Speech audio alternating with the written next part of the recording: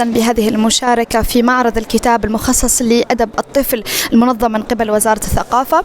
ويعني نحن ممتنون جدا لهذه المشاركة لاحتكاكنا بالأطفال وبزبوننا ومعرفة منتجاتنا أكثر.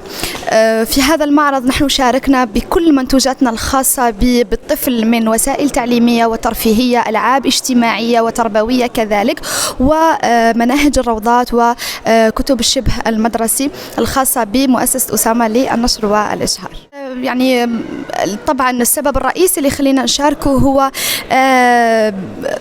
وجودنا مع زبائننا والاحتكاك بهم ومعرفة منتجاتنا أكثر، وأنهم نشوفوا رغباتهم، نشوفوا ما يريدونه.